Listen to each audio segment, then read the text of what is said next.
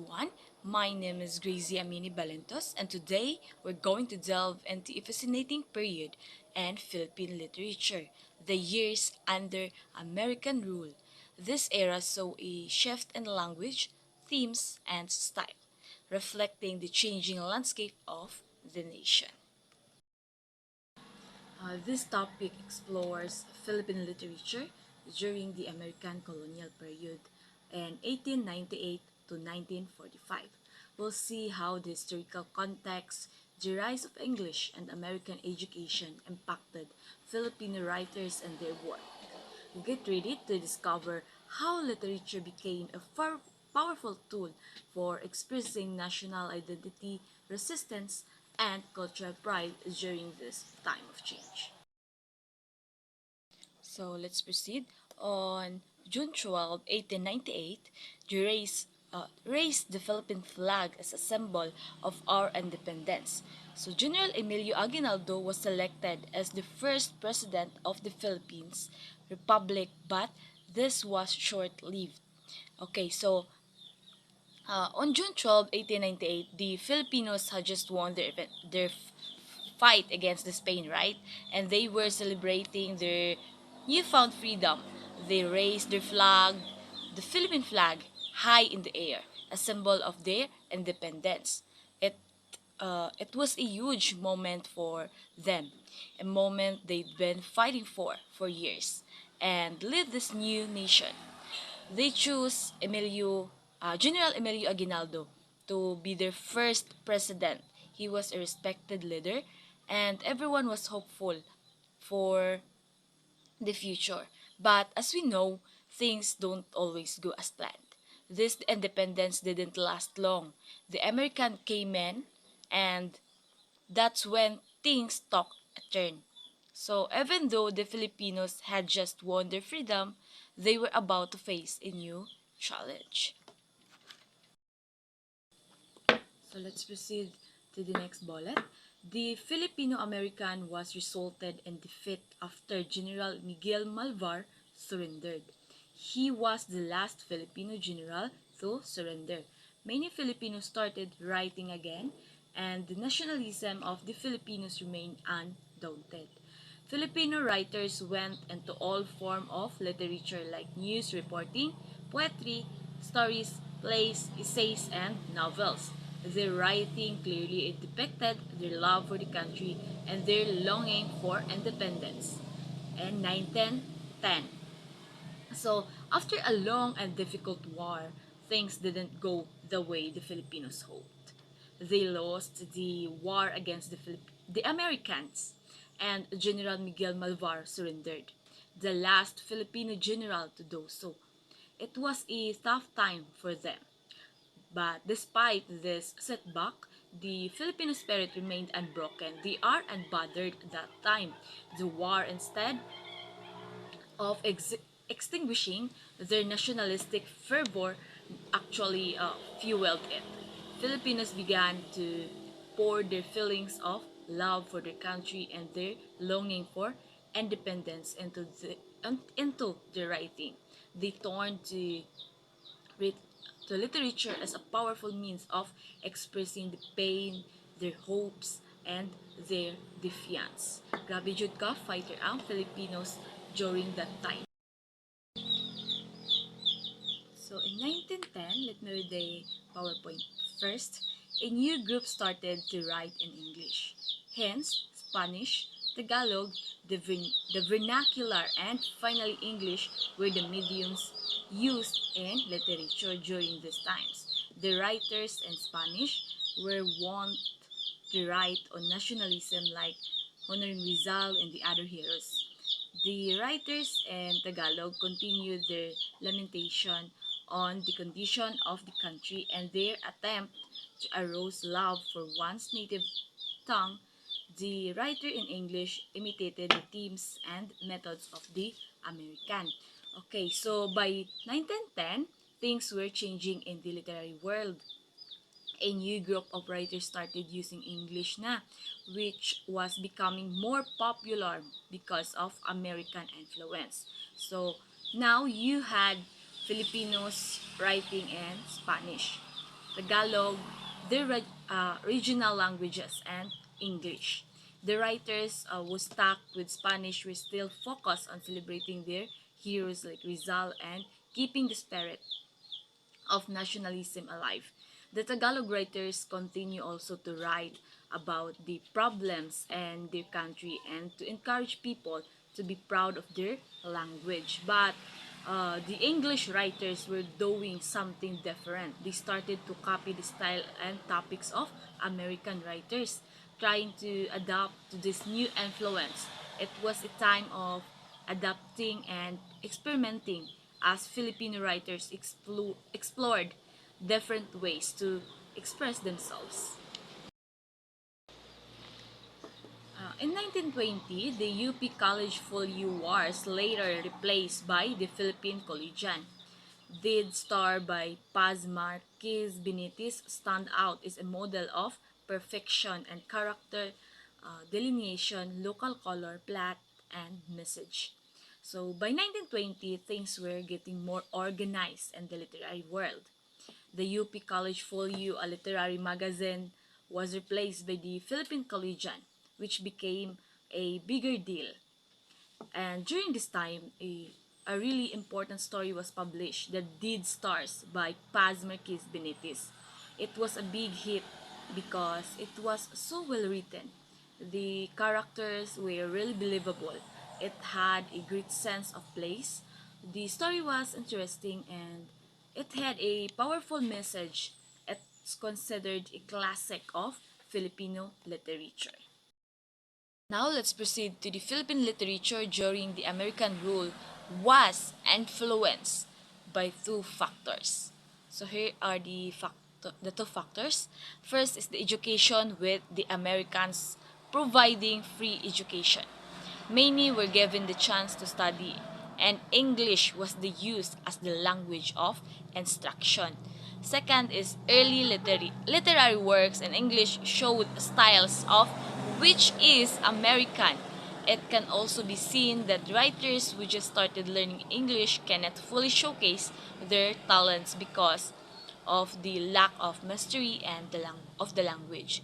Okay, so let's discuss. So Filipino literature during the American period was shaped by two big things: education and the American influence. First, the American introduced free education, which meant more Filipino could go to school. But the catch was that they thought in English, so they use English as a language of instruction. So Filipinos are started getting used to using it.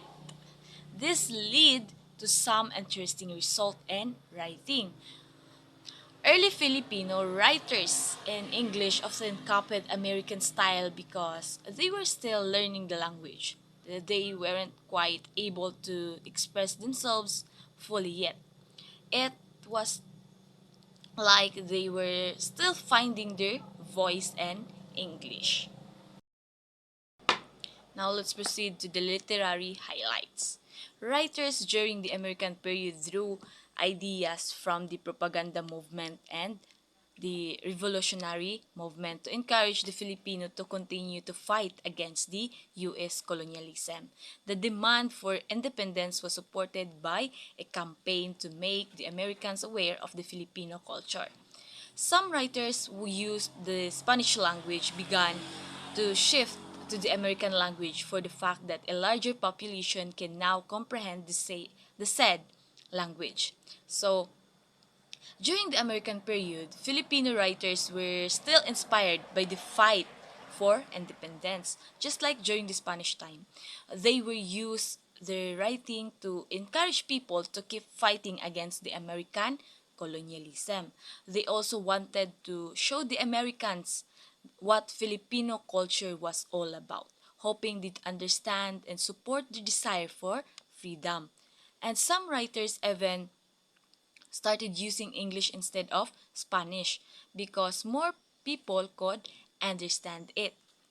It was a time of change, but the desire for independence and strong sense of national pride remained at the heart of Filipino literature. Even though they were under a new colonial power, Filipino writers continued to use their word to express their identity and fight for their future. So that's all for my part, and my group mates will continue the discussion. Thank you. Good day, sir. Good day, everyone. I am Jane L. Idpan, and I'll be discussing the English writer and literature during the reorientation period, together with Miss Hannah Baylon. But before we delve into our discussion, let me read first the objectives of the lesson. So at the end of the lesson, the students will be able to understand the historical context, identify key literary figures, and analyze early literary work. Period of reorientation from 1898 to 1910. The period of reorientation covered the early years of American period and the landing of the Americans to Philippine shores, including the Philippine-American War. Even during the war, the Americans established public school system in areas that have been pacified English language as a literary vehicle occupation in August 13, 1898. So the period of reorientation was a time of transition for the Philippines under American colonization. So this period marked significant cultural, educational, and literary changes as Filipinos adjusted to a new colonial system. So during this period was the time nga ang Philippines is under sa American colonization. On August 13, 1898, niabot ang mga Americans during the Spanish-American War. So despite sa ongoing conflict between two countries, the Americans introduced a public school system sa mga areas na kontrolado nila. Then mausab ni ang most significant contributions of the American colonial period nga ang education sa mga Pilipino is accessible, which is help spread literacy. Also, this period was introduced as English was the medium of instruction in schools and became the primary language of government and education. Then, diri sad nga time ang sinugdanan sa English as literary vehicle, meaning ang mga writers are started using English in their works instead of Spanish or native language. So by 1910, English came to be used as a medium of instruction into public schools, and the first English teacher were the American soldiers stationed in various areas. Later on, the professional teachers arrived via U.S. Army transport ship or USS Thomas, hence these pioneering were called Thomasites. So by 1910, English had become the primary medium of instruction in Philippine public school system, like what I've said earlier. So the American soldier as the first teacher. So when the American established a public school system diri sa Pilipinas, ang ilahang first English teacher is not a professional educator, but American soldier nga naka-assign dito sa mga various areas nga kontrolado nila. So they began teaching English to Filipinos as part of the U.S. government's efforts to introduce American culture and education. So next is the arrival of the Thomasites. So to improve the education quality, the professional American teachers were later sent to the Philippines. So ang first teacher biya sa mga Filipino no kay American soldier, dili sila professional teacher. So during the arrival of the Thomasites, para ma-improve ang educational quality sa mga Amerikano sa pagtudlo sa ilang mga cultures and literacy, nag-send sila og mga American teachers dito sa Pilipinas. So these teachers traveled abroad the USS Thomas, a U.S. Army transport ship in 1901. Because of the ship's name, these pioneering educators were called Thomasites. Next is by May 1908, the primary and intermediate grades were using English It was also about this time with the forerunner in the use of English in higher education was founded.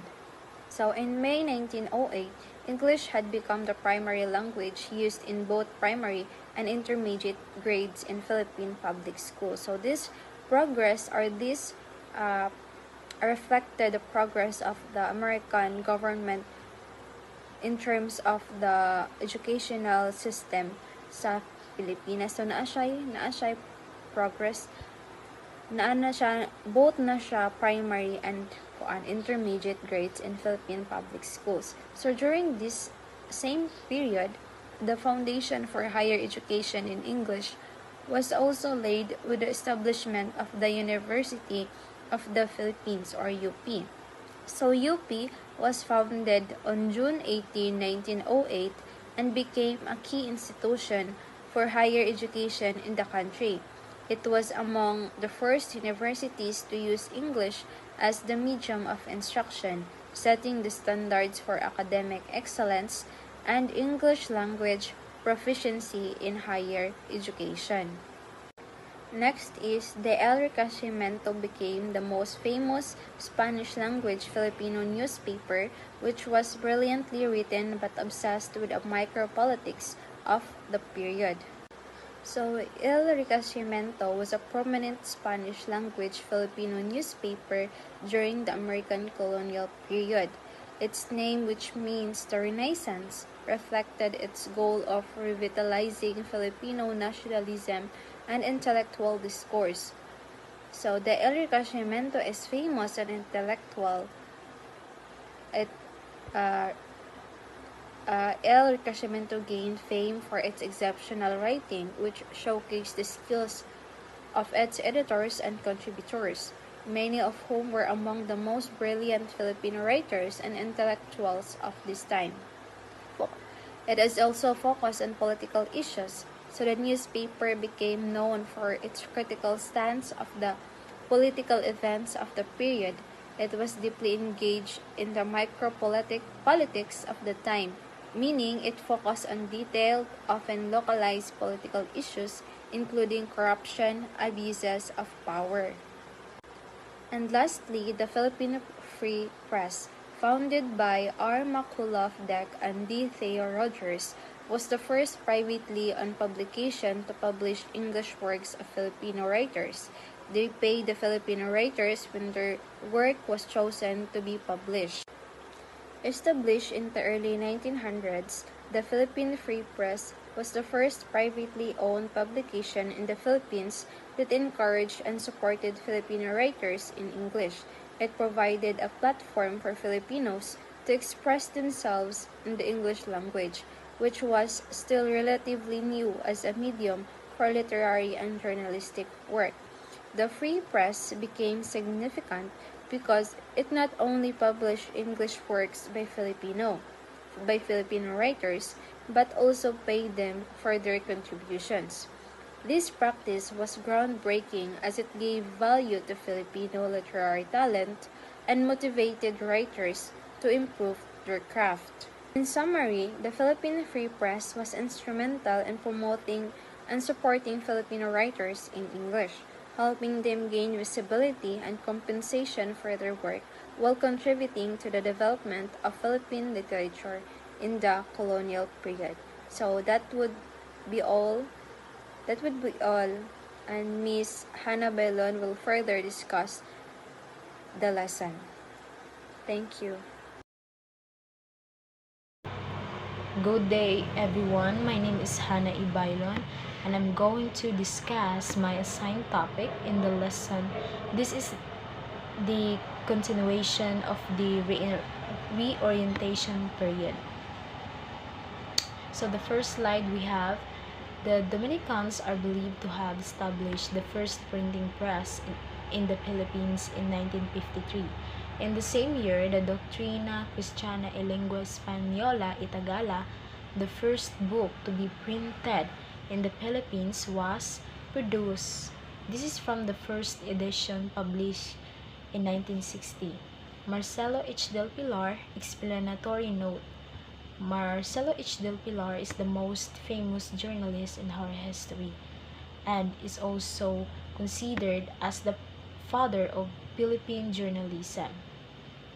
In this statement, it says that the Dominicans established the first printing press in the Philippines in 1953, producing the Doctrina Cristiana y Lengua Española y Tagala with Marcelo H. del Pilar, a prominent journalist considered as the father of Philippine journalism, providing an explanatory note in the first edition published in 1900s.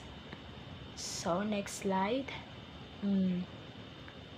There are three pioneer Filipino English writers. First one, we have Justo Juliano, who wrote Sorsum Corda as the first literary work published in English in 1907. Justo Juliano wrote Sorsum Corda in 1907, making it the first literary work by a Filipino published in English. Next slide, we have Juan F. Salazar, who wrote My Mother and Air Castles, which were published in 1909 Rocero.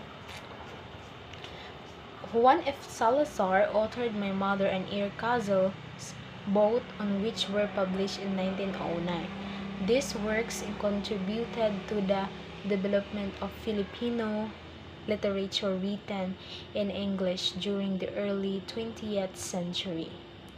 And lastly, we have Sebastian, who wrote To My Lady in Lawag, which was published in 1909, period of imitation.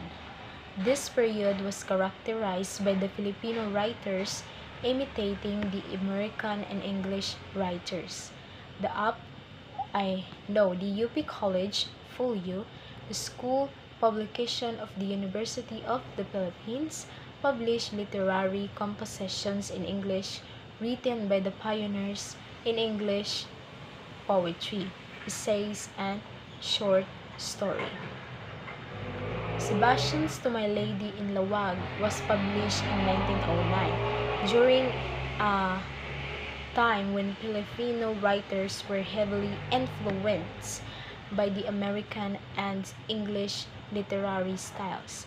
This era, known as the period of imitation, saw the UP College full U at the University of the Philippines published numerous English literary compositions, marking the pioneers in English poetry, essays, and short stories.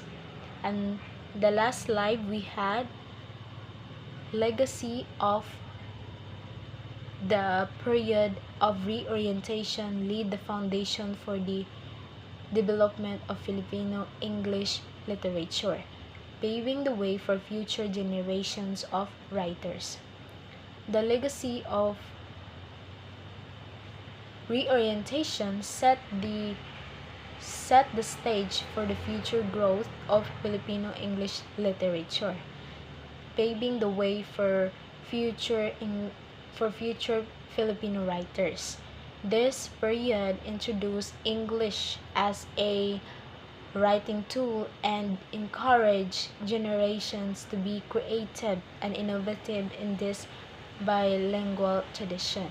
And that's all. Thank you for listening to my assigned topic, and I hope that you have learned something from me.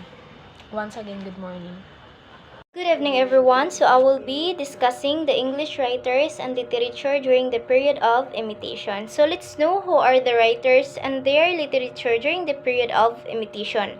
Let's also know why there is a word imitation during that time. So during this period, or the period of imitation, the Philippines is under the rule of Americans. So we Filipino, we are under the roof of American pala. So the public education was introduced and became accessible to many Filipino children. So dito pala nagsimula bakit may public education. So dito pala inintroduce at ang nag-introduce nun ay ang mga Amerikano. So we are lucky enough that it was introduced by American ruler, because if it doesn't happen, I think we can't access education because we don't have enough money. Only the rich people can afford to go and to access education. So in this time then, more school were established and English was used as a medium of instruction. So since public education was introduced by American, and the American, their language is English, so of course the medium of instruction, the language used is English language. So, period of imitation is about 1910 and 1924.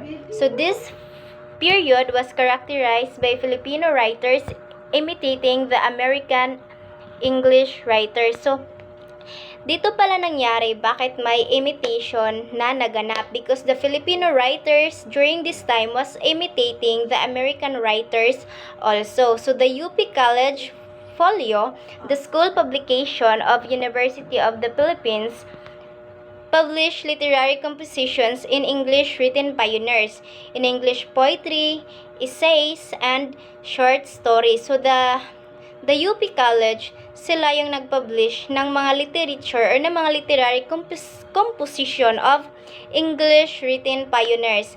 And it could be poetry, essay, or short story. The UP Folio College, they are the one who publish that literature. So, the period of poets. So, these are the poets or the writers during the period of imitation, and they are the poets. These are some of the poets writer during the period of imitation. The first one is Fernando Maramag, wrote The Rural Maid. Juan F. Salazar, Jose M. Fernandez, Vicente Del Fierro, Francesco Tunugbanwa, Maximo Calao, Vidal Itan, Francisco Africa, and Victoriano Yamson. So, in period of imitation of writers naman, in essay, there are two categories, the informal and formal essay. So, the pioneers in formal essay was Carlos P. Romulo, George C. Bacobo, Mauro Mendez, Vicente Hilario, and informal essay pioneers or writers naman, these are the pioneers or the writers of informal essay: Ignacio Manlapas, Godofredo Rivera, Federico Mangahas, Francisco B. Icasiano, Salvador P. Lopez, and Jose Lansang, and Amado G. Dairet.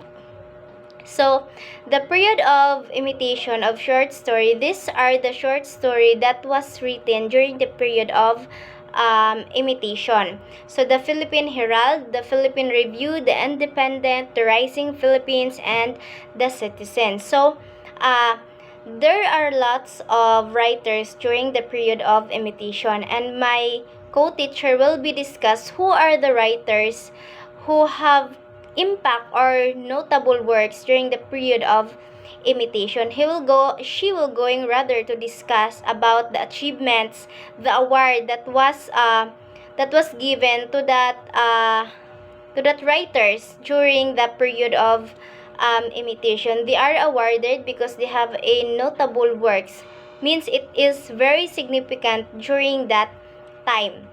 That would be all. Thank you. Okay, so good morning everyone. I am Hazel May Pagtulon-an. So my topic is all about, so this is the continuation of um, discussion of Miss Ivy Rocero.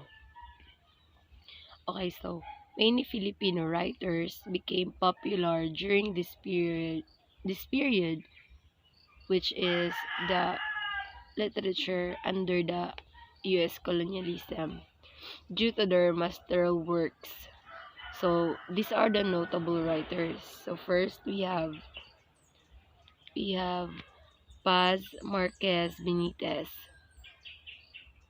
So, Paz Marquez Benitez was born on March 3, 1894 to November 10, 1983. So, she was a Filipino short story writer, educator, and editor.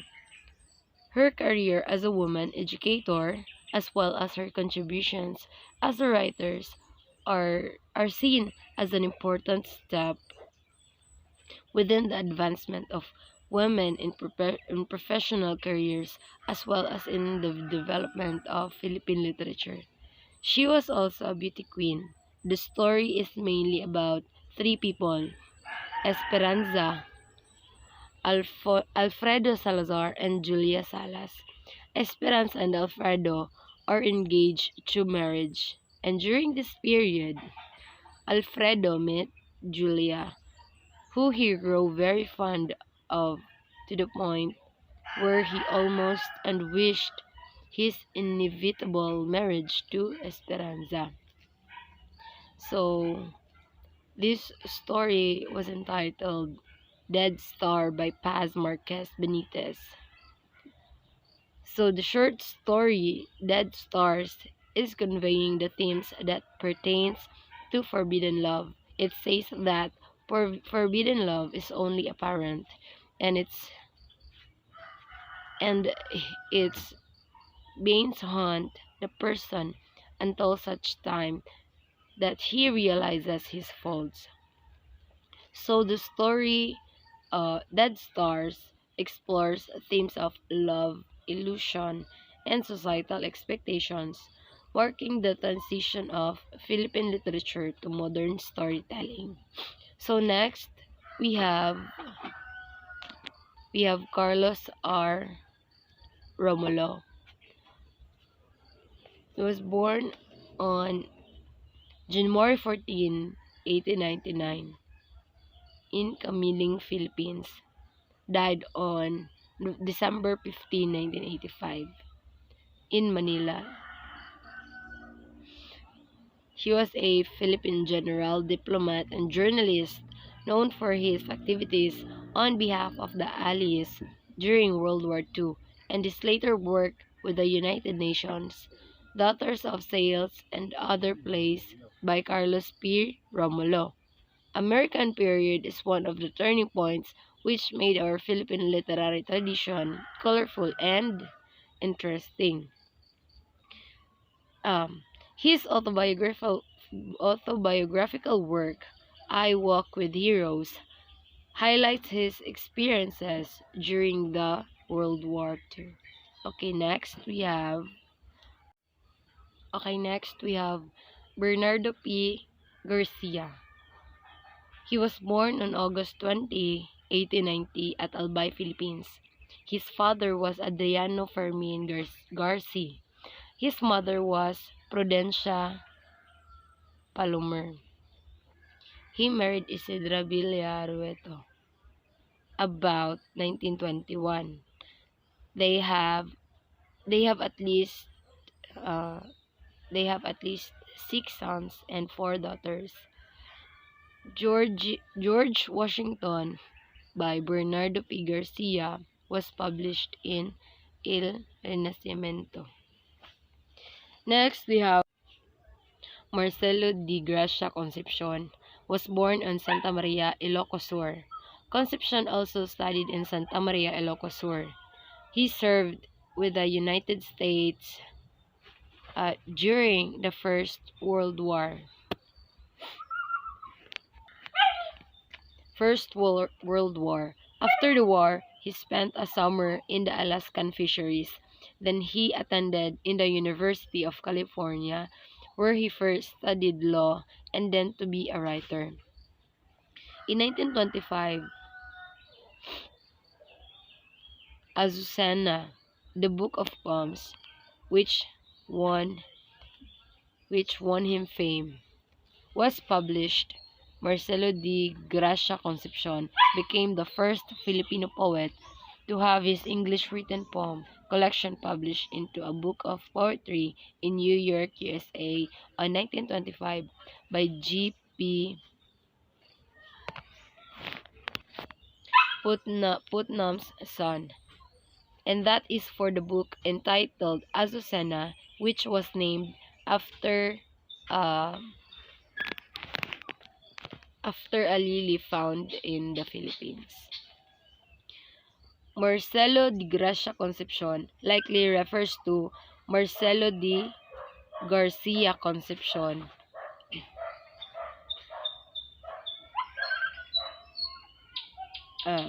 a poet and a writer during the American colonial period, known for his use of English in writing, contributing to the body of early Filipino literature in the language. Next, we have Procopio Solidum. He was born in Cadiz, Negros Occidental on July 19, the son of Jaime Solidum and Columba Lopez Vito. He studied in the warrior school Sicaba and later at the Cadiz Central School, where he wrote his first poem, Your Early Time, and the other poems, Aside the Nevermind, are titled Luzon, Visayas, Mindanao, Endeavor, Freedom, Andoy Monedi, Babson, Statistic, Juan and Juana, Lover's Isle, Fair Rosario of Sagay, The Soul of a Woman. Um, Procopio Solidum is a lesser known figure in Philippine literature, with limited documentation available in mainstream sources. He is likely contributor to local literary movements or periodicals during the American colonial period. Thank you. Hello everyone! Welcome to my video discussion on Philippines literature in English, focusing in the period of self-discovery. By the way, my name is Janice Batiansala Turtoga from BSED English 3B. This presentation is part of our course EL113, which is Survey of Philippines Literature in English. I find this topic deeply inspiring because it reflects the Filipino journey of understanding identity amidst change. By the end of this video, I hope you will gain a deeper understanding of the context, themes, and significance of the works written during this period. We'll explore the authors, their works, and how these pieces connect to our present-day experience. In this video, I will discuss the historical context, prominent authors, and significant themes that define this period. Let's begin with the importance of self-discovery in literature. So why self-discovery is important in literature? Self-discovery is a universal theme in literature because it invites us to journey alongside characters, reflect on their struggles, and explore our own identities. So this process depends our understanding of ourselves and the world around us. So now I will discuss the overview of the period of self. So the period of self is a notable era in Philippines literature. During this time, Filipino writers used literature as a platform to reflect on their identities and adapt to cultural changes brought by American colonial influence. This era highlights the tension between preserving traditional Filipino values and embracing new ideals introduced by Western culture. So the first author is Luis G. Datos Manila, a collection of verse in 1926. It is one of the earliest collection of Filipino poetry in English. It provides a glimpse into urban life under American rule, exploring themes of identity, cultural adaptation, and self-discovery. For example, in one of his poems, Dato writes, Manila, where dreams are born and broken, where laughter mingles with the cries of men. So this line reflects the duality of urban life, both its promises and its challenges. So the next author is Marcelino de Gracia Concepcion, The Bamboo Flute in 1932. So it is celebrated for its romantic and socially conscious poetry. His works were influenced by Western poets like Edgar Allan Poe, yet they remain deeply rooted in Filipino experiences. His poems explore themes longing, love, and culture and cultural identity. So through his works, Concepcion highlights the emotional and spiritual journey of the Filipino people during his transformative period. So the next author is Aurelio S. Alveros.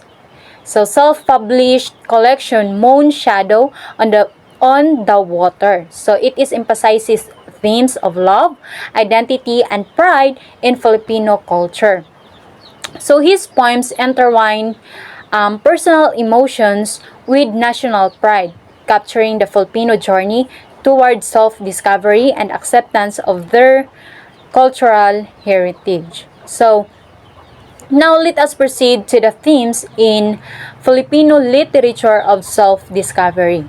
So Filipino literature during this period revolves around personal growth, identity, love, and longing, and national consciousness. So the writers reflected their own struggles in navigating the changes brought by colonization and cultural transitions. Next is the historical context and its impact on literature. So, the transition from Spanish to American colonial rule profoundly shaped Filipino literature. With the introduction of English as the medium of instruction, Filipino writers adapt Western literary styles while preserving their unique cultural expression. Next is post-colonial influence. Post-colonial influence and the tension between tradition and Western ideals create a fertile ground for exploring themes of identity and adaptation. So now let us proceed to the key words of the period. So now let's analyze specific works that exemplify the themes and challenges of the period of self. So the first is Luis de Datos Manila, a collection of verse. So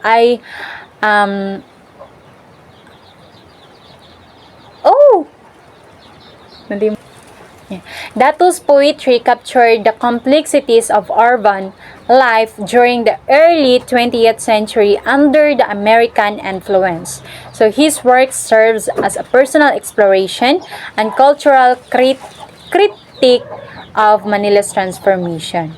Next is Rafael Joluta da Costa's first leaves. So, first leaves reflect themes of youth, nature, and the emotional impact of loss. So, it represents a coming of age story set against societal changes. So, the last is Manuel Argelos, How My Brother Leon Brought Home a Wife. So, this story portrays cultural adaptation through Maria, who adjusts to rural life in the Philippines. So it highlights the clash between lifestyle and traditional while showing how individuals grow through transitions. So it reflects how individuals grow through this cultural transition and gain a deeper understanding of self and community. So that was the end of my topic. I hope you've gained valuable insight into the period of self in Philippines literature. This era shows how literature reflects personal journeys and cultural identity. So as we reflect on those At these works, let's ask ourselves, how can we use the lesson of self-discovery in literature to navigate our own lives? So, thank you for joining me. Hamada. The story belongs to literature during the period of self-discovery about the journey of the protagonist, Pagtulon-an, as she undergoes significant personal and cultural transformations. Author's background, Sinai Hamada in 1912-1991.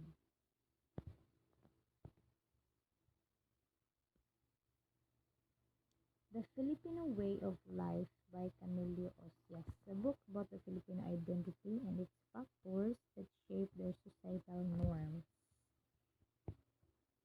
Camilo, Camilo Osias explores the cultural and social here aspects here in the Philippines, which is emphasizing values such as hospitality, close family ties, and religious influence. His books provides a comprehensive overview of the Filipino identity. The Filipino Way of Life was published in 1990, exploration of the Filipino culture and philosophy. Author's background, Camilo Osias was a prominent Filipino educator, politician, author born in March 23, 1981 in Baluan, La Union, Philippines. He played a significant role in Philippine education and politics, no, during the early to middle 20th century. And then he earned a law degree from the University of the Philippines College of Law and later pursued postgraduate studies in the United States. The President of the Senate of the Philippines from 1945 to 1946 and was a member of the Philippine delegation to the United Nations in the 1950s. I Am a Filipino by Carlos P. Romulo. A literary declaration of his Filipino identity, capturing the essence of what it means to be Filipino. This writing is an essay that passionately expresses the author's deep sense of national pride and explores the essence of being Filipino. This piece is like celebrating his profound love and pride of his country. It declared Filipino identity. Author's background, Carlos P. Romulo, a diplomat, soldier, journalist, and statesman. Carlos P. Romulo, born on January 14, 1899 in Camiling, Tarlac, Philippines. And then he made significant contributions to the Philippine politics, foreign affairs, and literature. And also distinguished diplomatic career, serving as the Philippines representative to the United Nations and eventually becoming the President of the United Nations General Assembly in 1949. The Radiant Symbol by George Bacobo, a, a collection of the Filipino short plays and stories. Author's background, George Bacobo was born on October 19, 1886 in Girona, Tarlac Province on the Philippine island of Luzon. And her early education in his hometown, and the age of 17 he traveled to Manila to attend a private school. Bacobo was a well-traveled man, scholar, lawyer, writer, journalist, religious leader, educator, politics scientist, and successful college executive.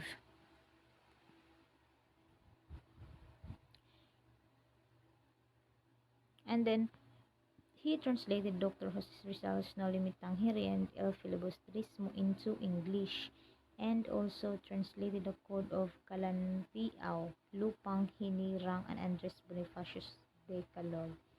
And he recognized as the principal author of the Civil Code of the Philippines, for which he received the Presidential Award of Merit in 1949. Bacobo passed away on July 23, 1965. Then the third in place of Wilfredo Magirero. Okay, one is Wanted at Chaperon. Wanted at Chaperon. The theme the theme revolves around societal norms and the concept of dating in traditional Filipino society. Two is this play explores the theme of love, honor, and duty. Number three, the theme centers on the human condition, particularly the concept of mortality and justice.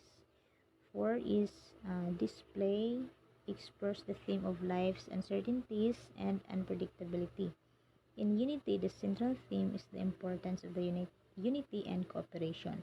Five is display explores the theme of love and duty. Six is the main theme is infidelity and its consequences. Seven, display explores the theme of culture, idiosyncrasies. 8 is the central theme revolves around family, greed, and envy. 9 is display. This play explores the theme of life's struggles and frustrations. 10 is the theme revolves around personal struggles and the world of dances. 11 display explores the theme of identity and self-discovery. 12. The theme revolves around love, duty, and choice between worldly desires and spiritual devotions. 13. 13 plays by Wilfredo Maguire belongs to literature during the period of self-discovery for several reasons. That's all. Thank you for listening.